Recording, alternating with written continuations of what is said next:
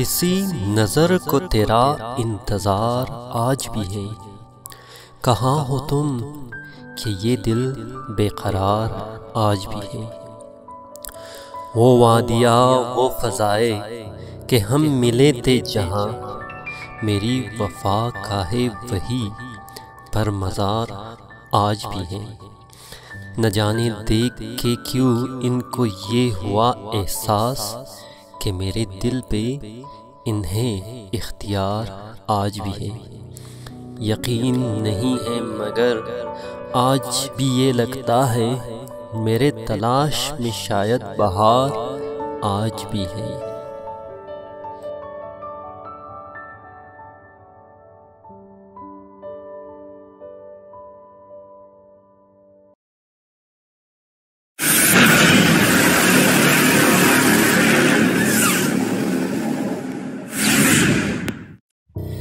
ہم نے اپنے سفر کا آغاز بلوچستان کے دارالحکومت کوئٹہ سے کیا اور ہمارا ہدف 386 کلومیٹر کا سفر طے کر کے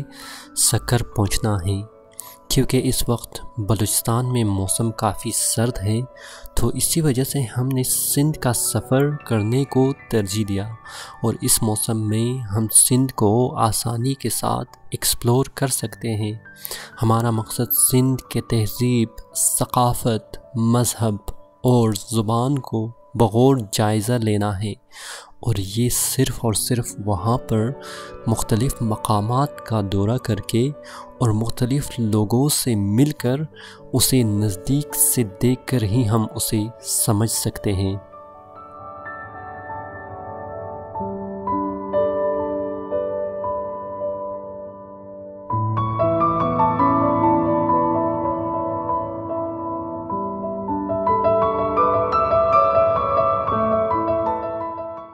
بسم اللہ الرحمن الرحیم۔ السلام علیکم دوستوں، میں ہوں جمشید رضا، اور ابھی ہم جس مقام سے جا رہے ہیں یہ ہے کوئٹہ کے مغربی بائی پاس۔ یہاں سے آپ قلعہ سیف اللہ سے بھی آ سکتے ہیں، یا آپ کچلاغ سے بھی آ سکتے ہیں اگر آپ اسلام آباد سے آ رہے ہیں۔ تو یہاں پر آپ سڑک کی حالت کو دیکھ رہے ہیں کہ سڑک نسبتاً خراب ہے اور یہاں پر کام شروع ہے، اور آہستہ آہستہ جب آپ آگے آئیں گے تو سڑک پہ کچھ کام جب ہو رہا ہے تو یہاں پر آپ دیکھ سکتے ہیں کہ کچھ جگہوں پر یہ سڑک ٹھیک ہے ایک طرف سے، اور ایک طرف سے صحیح نہیں ہے۔ جب آپ کوئٹہ سے کراچی کی طرف سفر کریں گے تو آپ کو 2 روٹ ملے گا۔ ایک روٹ آپ سکر کی طرف سے جا سکتے ہیں جو کہ پاکستان کا ایک مرکزی علاقہ ہے، جہاں سے آپ پاکستان کے مختلف علاقوں کو جا سکتے ہیں، اور ایک آپ خضدار قلات کی طرف سے جا سکتے ہیں سیدھا کراچی کی طرف۔ مغربی بائی پاس سے جب آپ گزریں گے تو آپ کو تقریباً کوئٹہ کے جتنے بھی علاقے سے آپ کو دکھائی دے گا، کیونکہ مرکزی بائی پاس کی جو روٹ ہے یہ ایک بہت ہی بلند مقام پر واقع ہے۔ یہاں پر آپ کو 2 روٹ ملے گا۔ اگر آپ نے مستونگ، قلات اور خضدار کی طرف جانا ہے تو آپ دائیں ہاتھ سے مڑ کے آپ وہاں سے جائیں گے، لیکن کیونکہ ہم نے بولان کی طرف سے جانا تھا اور ہم نے اندرونی سندھ جانا تھا تو ہم نے بائیں طرف موڑ کے اپنا سفر کا آغاز کیا۔ یہاں پر آپ کچھ آبادی دیکھ سکتے ہیں، اور روٹ بھی سنگل روٹ ہیں، اور اس روٹ پہ آپ آگے آگے بڑھتے جائیں گے سی بی کی طرف۔ جب ہم آبادی سے گزر گئے تو آپ دیکھ سکتے ہیں کہ ہمارے ارد گرد روڈ کے چاروں اطراف صرف میدان ہی میدان ہے، اور دور دور آپ کو پہاڑ دکھائی دے رہا ہے۔ تو یہ روٹ جو ہیں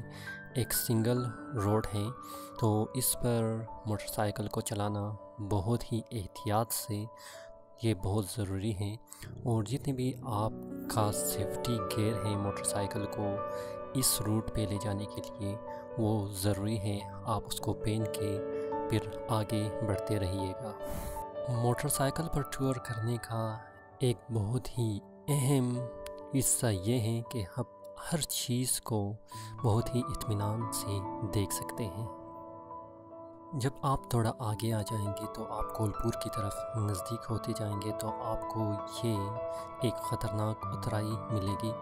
جہاں پر آپ دیکھ سکتے ہیں کہ یہ جو ٹرک ہیں کافی تیزی سے جا رہی ہیں، اور اس کو دیکھتے ہوئے میں نے اپنی موٹر سائیکل کو تھوڑا آہستہ کیا کیونکہ یہاں پر موڑ بھی بہت خطرہ۔ اب ہم کولپور کے قبضے کے قریب پہنچ گئے ہیں اور کولپور تاریخ کے حوالے سے بہت ہی زیادہ اہمیت رکھتا ہے۔ کولپور پاکستان کا ایک قصبہ ہے جو صوبہ بلوچستان کے ضلع کچی میں واقع ہے۔ کوئٹہ سے جنوب کے 30 کلومیٹر کی دوری پر واقع کولپور جہاں سے بولان کے تاریخی درے کا آغاز ہوتا ہے۔ یہ تاریخی درے کئی عظیم فاتح گروہوں کی گزرگاہ رہیں جن میں احمد شاہ ابدالی اور سکندر عظیم جیسے عظیم فاتح شامل ہیں۔ یاد رہے انگریز دور حکومت 18ویں صدی میں متحدہ ہندوستان کو مشرقی وسطی سے منسلک کرنے کے لیے بولان کے سنگلاخ اونچے پہاڑوں کو چیر کر ریل گاڑیوں کی پٹری بچھائی گئی تھی، جس پر اسی طرح گاڑیوں کا گزرگاہ کے لیے ایک پکی سڑک بعد میں تعمیر ہوئی، جس سے گزر کر مسافر ایک وقت میں کولپور کی تاریخی بازار سے ہو کر مستونگ کے نواحی علاقے سے ہو کر کوئٹہ تک پہنچتے تھے۔ کولپور کا یہ تاریخی بازار کئی دہائیوں تک مسافروں کی گزرگاہ رہی، جس کی وجہ سے اس تاریخی بازار میں ہر وقت گہما گہمی رہتی تھی، لیکن اب ایسا نہیں ہے۔ اب اس تاریخی بازار میں مقامی لوگوں کے سوا کوئی نظر نہیں آتا۔ کولپور کے اس مقام پر موسم سرما میں چلنے والی یخ بستہ ہوائیں لہو تک جما دیتی ہیں۔ اکثر دسمبر اور جنوری میں جب برف پڑتی ہے تو کولپور قصبے اور اس کے چاروں اطراف سر بفلک سنگلاخ پہاڑ سفید چادر سی اوڑھ لیتے ہیں۔ برطانوی دور حکومت میں اس درے کے اوپر بیچ راستوں سے سرنگیں بنا کر ریلوے ٹریک بچھایا گیا۔ یہاں ہونے والی برفباری اور سرد موسم کی وجہ سے کولپور کو بلوچستان کا منی سوئٹزرلینڈ بھی کہا جاتا ہے۔ کولپور سے جب آپ 10 کلومیٹر آگے آئیں گے تو آپ کو پیر پنجہ کا مقام ملے گا۔ اس کے بارے میں ہم نے مکمل ویڈیو پہلے ہی اپنے چینل پہ اپلوڈ کیا ہے، تو آپ اس کو چینل پہ مکمل تفصیل کے ساتھ دیکھ سکتے ہیں۔ چلتے چلتے ہم جب پیر پنجہ سے 14 کلومیٹر آگے آئے تو ہمیں مچھ کا مقام ملا، اور یہ کوئٹہ سے تقریباً 70 کلومیٹر کے فاصلے پر ہے۔ 1880 میں تعمیر کیا گیا مچھ کا اسٹیشن اپنی نوعیت کا واحد خوبصورت اسٹیشن ہے، جس کا ڈیزائن سوئٹزرلینڈ کی ایک ریلوے اسٹیشن کی طرز پر بنایا گیا ہے۔ 1883 میں یہاں سے کوئلہ نکالنے کا کام شروع ہوا۔ مچھ میں کوئلے کی بہت سی کانیں ہیں، اور 1935 میں کوئٹہ کا تباہ کن زلزلہ کا مرکز یہی تھا۔ مچھ میں ملک کا سب سے بڑا زندان یعنی جیل یہیں پر واقع۔ کوئٹہ سے نکلتے ہوئے تقریباً ابھی تک ہم نے 64 کلومیٹر کا فاصلہ طے کیا اور بہت سے مقامات آپ نے دیکھے، اور ابھی بھی ہم اپنے منزل کی طرف رواں دوا تھے۔ اور میں آپ کو یاد دلاؤں کہ ابھی تک ہم نے 300 کلومیٹر کا فاصلہ اور طے کرنا۔ مچھ سے آگے بڑھتے بڑھتے تقریباً ہم نے 24 کلومیٹر کا فاصلہ اور طے کیا، اور ایک اور مقام پر ہم پہنچ گئے جسے بی بی نانی کہا جاتا ہے۔ بی بی نانی کا ویڈیو میں نے مکمل ڈیٹیل کے ساتھ پہلے ہی اپنے چینل میں بنایا ہے، تو ہم ابھی جس مقام سے گزر رہے ہیں یہ ہے بی بی نانی کا پل، اور یہاں پر بی بی نانی کا مزار بھی موجود ہے۔ آپ جب بھی آئیں گے بولان کی طرف تو آپ بی بی نانی کو ضرور یہاں پر ایک بار وزٹ کیجیے گا۔ آپ کو یہاں پر بہت ہی زیادہ پسند آئے گا، کیونکہ یہ ایک ٹورسٹ پوائنٹ بھی ہے، اور بی بی نانی کے مزار پہ ہوتے ہوئے آپ ایک فاتح خوانی بھی کر سکتے ہیں۔ آپ بی بی نانی سے جب آگے جاتے جائیں گے تو آپ کو بولان کی جو دریا ہے روڈ کے ساتھ ساتھ ہی دکھائی دے گا، اور اس کی خوبصورتی یہ ہے کہ یہ گہرے سبز رنگ کی دریا ہے، اور جب آپ سڑک سے گزرتے جائیں گے تو آپ کو یہ بہت ہی زیادہ پسند آئے گا۔ یہاں پر ہم لوگ چلتے چلتے اس خوبصورت مناظر کو جو آپ ابھی ملاحظہ کر رہے ہیں، بغیر اس کو دیکھے ہوئے اور اس سے لطف اندوز ہوتے ہوئے ہم ہرگز آگے نہیں بڑھ سکتے تھے۔ ہماری جتنی بھی تھکاوٹ ہے جو ہم سکر کی طرف جاتے رہے اور تقریباً 380 کلومیٹر کا فاصلہ ہم نے طے کرنا تھا، ان ساری مناظر کو دیکھتے ہوئے ہمیں حوصلہ اور بھی بڑھتا گیا۔ السلام علیکم دوستو، ابھی ہم پہنچے ہیں تقریباً بی بی نائنے سے آگے ہے، اور یہاں پر ایک بہت ہی بہترین جگہ ہے اور ایک بلیک کافی بنانے بلیک فل اسٹرانگ کافی پینے کے بعد نیند بالکل نہیں آئے گا، تو یہاں پر کافی بہترین جگہ ہے، بیٹھے ہوئے ہیں، آپ اس کو بھی دیکھ سکتے ہیں، بہت ہی زیادہ بہترین جگہ ہے۔ اور جب انسان آ جاتا ہے تو اسی طرح ٹیورنگ کے لیے اسی جگہوں کو دیکھ کر پھر کچھ سیکھنے کو بھی مل جاتا ہے، کچھ سوچ بچار کرنے کو بھی مل جاتا ہے، اور آپ کو باقی دنیا سے جو ایک قسم کے آپ پھنسے ہوئے ہوتے ہیں، آپ اس سے نکل کے آ جاتے ہیں یہاں پر۔ تو میرے خیال میں ایک بہترین جگہ ہے۔ ابھی ہم لوگ چائے پیئیں گے، پھر چائے پینے کے بعد انشاءاللہ آگے پھر جانے کی کوشش کریں گے۔ آپ نے شاید ایک بات کو غور کیا ہوگا کہ یہاں پر اس سنسان جگہ پر، جہاں پر ہوٹل یا کسی گھر کا نام و نشان ہی نہیں ہے، تو ہمیں بلیک کافی کہاں سے ملا؟ میں آپ کو یہ بتاتا چلوں کہ ہمارے پاس تقریباً ضرورت کے سارا سامان موجود ہے، لہٰذا جہاں پر بھی ہمارا دل کیا ہم وہیں پر ٹھہر جاتے ہیں، اور وہیں پر ہم اپنا سامان نکال کے چائے بھی بنا سکتے ہیں، اور کھانے پینے کی اشیاء بھی موجود ہے، جہاں پر ایمرجنسی کے وقت ہم اپنی خوراک کو بھی تیار کر سکتے ہیں۔ ٹینٹ اور سلیپنگ بیگ بھی ہمارے ساتھ موجود ہے۔ یہ ٹور کوئی عام ٹور نہیں ہے، بلکہ اس ٹور میں ہم نے ایمرجنسی کے ساری چیزیں ہم نے اپنے ساتھ۔ بولان کے اس روڈ پہ سفر کرتے ہوئے مجھے احساس ہو رہا تھا کہ یہاں پر بادشاہوں نے کس طرح سے اس سرزمین کو دیکھا ہے۔ تو جب میں نے تاریخ کا مطالعہ کیا تو مجھے پتہ چلا کہ درۂ بولان سینکڑوں صدیوں سے ایران اور قندھار سے ہندوستان کو جانے والے قافلوں کی گزرگاہ رہا ہے۔ فردوسی نے بھی اپنی مشہور کتاب شاہ نامہ میں اس کی اہمیت کو واضح طور پر اجاگر کیا ہے۔ اس طرح بعض دیگر مورخین اس خیال کے حامی ہیں کہ آرین اقوام بھی افغانستان سے چمن اور پھر بولان کے راستے سے سندھ میں داخل ہوئے۔ درۂ بولان متحد طلح آزما بادشاہوں، فاتح جنرلوں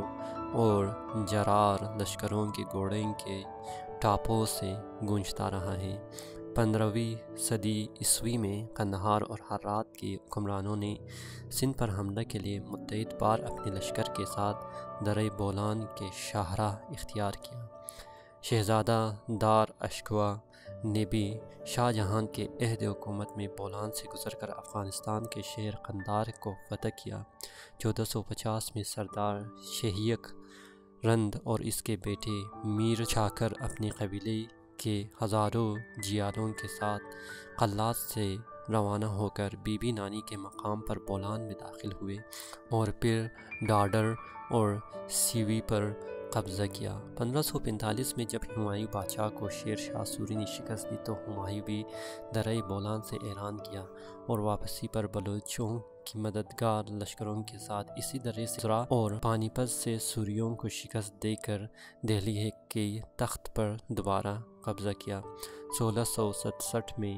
اورنگزیب سے شکست کھا کر شہزادہ دراشکوہ نے بھی ایران جانے کے لیے درۂ بولان کا راستہ اختیار کیا، لیکن راستے میں ہی سردار جنید خان باروزئی نے اسے گرفتار کر کے اور اورنگزیب کے پاس دلی پہنچا دیا، جس کے صلے میں سردار جنید خان کے بخت بلند خان کا خطاب دیا گیا۔ 1668 سے 1740 تک قلات کے قوانین متحد بار درۂ بولان سے گزر کر کچی پر حملہ کرتے رہے، اور بالآخر کچی کو فتح کر کے اپنی حکمرانی میں شامل کیا۔ افغانستان کی پہلی لڑائی 1838 تا 1842 لڑنے کے لیے آرمی آف انڈس کے کمانڈر انگریز سپہ سالار جنرل سر ڈبلیو کاٹن درۂ بولان سے گزرے۔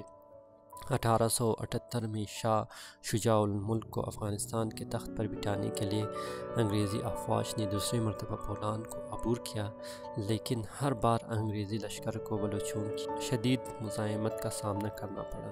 سید احمد شاہ بریلوی بھی اپنے لشکر کے ساتھ افغانستان جاتے ہوئے درہ بولان کے راستے ہی کو استعمال کیا، تو اس حساب سے درہ بولان اور بولان کی یہ خوبصورت مناظر کو جب میں دیکھتا رہتا ہوں تو اس کی تاریخ کے پس منظر سے مجھے بہت ہی زیادہ لطف اندوز ہوتا ہوں۔ ساتھ ہی ساتھ آپ کو یہ بتاتا چلوں کہ درہ بولان کرد قبیلے کے ایک نامور شخص بولان کے نام سے منسوب ہے۔ بولان کی اولاد بولانزئی کے نام سے درہ بولان ہی کی وادی میں سکونت پذیر ہے۔ یہ درہ جو برصغیر پاک و ہند کے اہم ترین دروازے میں سے ایک۔ ابھی جس مقام سے ہم لوگ گزر رہے ہیں یہ ہے پنجرہ برج۔ پنجرہ برج کو شاید آپ اس کے نام سے ہی جان سکتے ہیں کہ یہ ایک پل ہے، لیکن ابھی یہاں پر کام شروع ہے اور یہ ایک واحد جگہ ہے جہاں پر ہمارا بولان کا راستہ سڑک سے جب آپ گزریں گے تو یہ دریا کے اوپر سے جائے گا۔ اسی وجہ سے سیلابی بارشوں کے اوقات یہ ٹوٹ جاتا ہے اور آپ روڈ کی حالت بھی دیکھ سکتے ہیں، لہٰذا یہ بارش کے دنوں میں اس روڈ کی حالت اور بھی خراب ہو جاتا ہے اور یہاں پر ٹرانسپورٹ کی تقریباً سب ذرائع بند ہو جاتا ہے، کیونکہ یہاں پر سیلابی پانی بہت زیادہ تیزی سے بہتا ہے اور اس پر گاڑی یا کسی بھی ٹرانسپورٹ کے ذرائع کو آنا جانا بہت ہی خطرے کا باعث بن سکتا ہے۔ لہٰذا اس روڈ کی تعمیر وقفہ سے جاری رہتا ہے اور اس کے ٹرانسپورٹ کو رواں کرنے میں حکومت کافی اس پہ کام کرتا ہے۔ تو ابھی آپ دیکھ سکتے ہیں کہ ہم جس مقام سے گزر رہے ہیں وہاں پر ابھی دریا ہمارے دائیں ہاتھ پر ہے اور بائیں ہاتھ پر پہاڑ ہے، یعنی کہ ہم تقریباً اس کے بالکل اپوزٹ سائڈ پہ جا رہے ہیں۔ جس طرح ہم لوگ پہلے جا رہے تھے ہمارے پاس دریا بائیں طرف تھا اور پہاڑ دائیں طرف تھا، لیکن ابھی اس مقام سے ہم دیکھیں گے کہ دریا کی بہاؤ جو ہے وہ دائیں ہاتھ سے چل رہی ہے اور ہم سڑک کے کنارے اپنے موٹر سائیکل پر رواں دواں ان منظر کو محسوس کر رہے ہیں اور یہ مناظر جو ہے بہت ہی زیادہ خوبصورت ہے اور ان پہاڑوں کو جب آپ دیکھتے ہیں ان سارے حکمرانوں کا جو میں نے پہلے ذکر کیا تھا مجھے یاد دلاتا ہے۔ جو دیکھ رہے ہیں سامنے پہاڑ کے اندر ہمارے پاس ایک سرنگ ہے، یہ انگریزوں کے دور سے یہ سرنگ بنائے ہوئے ہیں جو کہ اپنی کاریگری کے بدولت بہت ہی زیادہ اہمیت کے حامل ہیں، اور آپ دیکھ سکتے ہیں کہ اس کو کس طرح توڑ موڑ کے اس ٹنل کو بنایا گیا ہے۔ اس ٹنل کے اندر جب ہم گزرے تھے تو ہمیں کوئی چیز ایسا دکھائی نہیں دیا جس کو یہ ٹنل سہارا دے سکے، تو لہٰذا ہم دیکھ سکتے ہیں کہ 1857 یا 1880 کے دوران جب انگریز یہاں پر آئے تھے تو انگریزوں نے کس طرح بولان کے شہر کو یا بولان کی اس وادی میں کام کیا، ریلوے پٹری بچھائے اور ساتھ ہی ساتھ بہت سارے ٹنل بھی بنائے مختلف ٹرینز کے گزرنے کے لیے، اور اسی طرح راستے میں جب آپ دیکھ سکتے ہیں سڑکوں کے اوپر بھی اس طرح کے ٹنلز آپ دیکھ سکتے ہیں، اور جس طرح اس کو تاریخی، جغرافیائی، سیاسی اور فوجی نقطۂ نگاہ سے منفرد مقام حاصل ہے، اسی طرح یہ آب و ہوا کے لحاظ سے بھی عجیب و غریب تضاد کا منظر ہے۔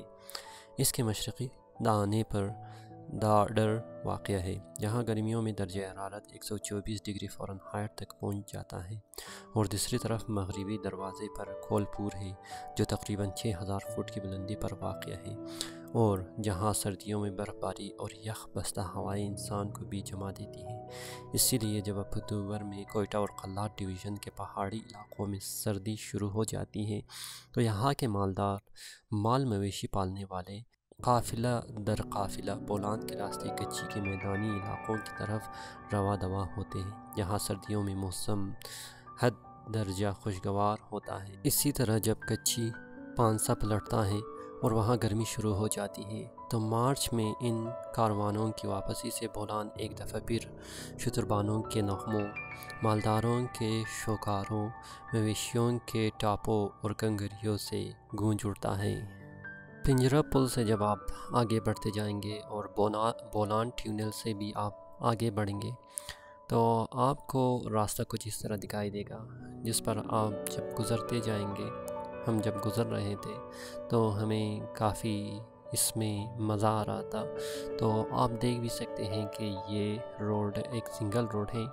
اور یہاں پر جو ٹریفک ہے بہت زیادہ بھی ہے، اس وجہ سے ہمیں احتیاط سے یہاں سے چلنا پڑا اور ہم احتیاط سے یہاں پر اپنے موٹر سائیکل پہ روا دوا دے۔ لیکن قدرت کے یہ مناظر جو ہم دیکھ رہے ہیں، جس پہ پانی، بولان کی دریا، یہ پہاڑ اور اس پہاڑ کے ارد گرد ہم لوگ جا رہے ہیں، کچھ اس طرح دکھائی دے رہا ہے کہ اس پہاڑ کو کاریگروں نے اپنے ہاتھوں سے کاٹ کاٹ کے ان روڈوں کو بنایا ہے اور ان روڈ کو بنا کے ہمیں پاکستان کے مختلف حصوں میں کس طرح جوڑا ہے، اس کا اندازہ شاید آپ اگر وہاں پر ہوتے کر سکتے۔ لیکن آپ دیکھ سکتے ہیں کہ یہ ٹریفک کس طرح ہے اور یہاں پر چلانا بھی ایک ہمت کی بات ہے۔ آگے بڑھتے بڑھتے ہمیں ایک اور ٹنل دکھائی دیا جو کہ آپ دیکھ سکتے ہیں، اور اس کی خوبی یہ ہے کہ دونوں طرف روڈ ہے، یعنی کہ آپ اس ٹنل سے آسانی کے ساتھ جا سکتے ہیں۔ لیکن اس سے بھی زیادہ ہمیں یہاں پر گزرتے ہوئے جو محسوس ہوا، اس کی یہ قدرتی مناظر، شاید بولان کا جو یہ راستہ ہے اور جیکاباد کا جو یہ ہائی وے ہے، مجھے اس وجہ سے بھی پسند آیا کیونکہ آپ گہری ہری رنگ کے اس دریا کو جب آپ دیکھیں گے اور ساتھ ہی ساتھ اس پہاڑ کے اس نمونے کو دیکھیں گے تو شاید ہی آپ اپنی سفر کو جس طرح کر رہے ہیں، اس سفر کے اس لمحوں کو آپ بھول پائے، کیونکہ یہ بہت ہی کافی خوبصورت تھا۔ پاکستان کے ایک خوبصورت ترین سڑکوں میں سے، بہترین سڑکوں میں سے ایک سڑک بولان کا ہی تھا، جس کو ہم نے بہت زیادہ اس سے ہم لطف اندوز ہوئے اور بڑھتے بڑھتے ہم سی بی تک پہنچ گئے۔ ابھی آپ دیکھ سکتے ہیں یہاں پر آپ دریا نہیں دیکھ پائیں گے اور یہاں پر ہمارے پاس درختوں کا ایک جنگل یا آپ کہہ سکتے ہیں باغ کا ایک سلسلہ جاری ہوا، اس وجہ سے ہم سی بی کے اندر پہنچ گئے ہیں۔ لیکن ہمارا جو مین جو ڈیسٹینیشن ہے وہ سی بی نہیں ہے، اس وجہ سے ہم نے سی بی کے بائی پاس سے ڈائریکٹ گزرتے گئے۔ ہم لوگ آگے بڑھنا تھا جیکاباد کی طرف اور وہاں سے ہم نے پہنچنا تھا سکر کی طرف، لہٰذا ہم سی بی کے اندر نہیں ٹھہرے اور آگے بڑھتے گئے۔ یہاں پر دیکھ سکتے ہیں کہ ہم سی بی کے ٹول پلازے پر پہنچ گئے ہیں، اور سی بی کے ٹول پلازے یا پاکستان کے کسی بھی ٹول پلازے کے اوپر جب آپ پہنچیں گے تو ایک اچھی خبر یا ایک اچھی بات یہ ہے کہ یہاں پر موٹر سائیکل کے لیے کوئی چارجز نہیں ہے، تو آپ بغیر چارجز کے یہاں سے آپ گزر سکتے ہیں۔ اسی طرح سے ہم نے اپنی سفر کو جاری رکھا اور سی بی سے آگے بڑھتے بڑھتے ہم لوگ بختیار آباد پہنچے۔ بختیار آباد سے ہم نے نٹھل پہنچے اور نٹھل سے ڈیرہ رحمان جمالی، ڈیرہ رحمان جمالی کے بعد ہم لوگ ڈیرہ مراد جمالی اور کوٹ مینگل پہنچے، اور اس کے بعد ڈیرہ الایار اور جیکاباد سے ہم لوگ بڑھتے بڑھتے سلطان کوٹ اور شکارپور پہنچے۔ شکارپور پر پہنچتے پہنچتے ہمیں رات ہو چکا تھا، تو پورا دن ہم نے تھکاوٹ کی وجہ سے شکارپور پر ہم نے قیام کیا، اور شکارپور سے پھر آگے بڑھتے بڑھتے ہم سکر پہنچے۔ سکر کو انشاءاللہ ہم بہت زیادہ ایکسپلور کریں گے اور ان کی مختلف جو تاریخ ہے اس کے بارے میں بھی ہم لوگ بات کریں گے، اور یہاں پر جتنے بھی پرانے اور ثقافت ہے، مذہب ہے یا مختلف جگہ ہیں، ان ساری جگہوں کو بھی ہم لوگ وزٹ کریں گے۔ تو امید ہے کہ ہمارے اس ویڈیو کو آپ لائک ضرور کریں گے اگر آپ کو یہ ویڈیو پسند آیا ہے تو سبسکرائب لازمی کیجیے گا، اور کچھ آپ نے کہنا ہے تو آپ کمنٹ باکس میں بھی کہہ سکتے ہیں، اور اپنی دعاؤں میں ہمیشہ ہمیں یاد رکھیے گا۔ انشاءاللہ ہم نیکسٹ ویڈیو سکر کے اندر مختلف مقامات کو جب ہم وزٹ کریں گے تو اس کی ویڈیو ڈالیں گے۔ فی الحال ہمیں اجازت دیجیے، اللہ حافظ۔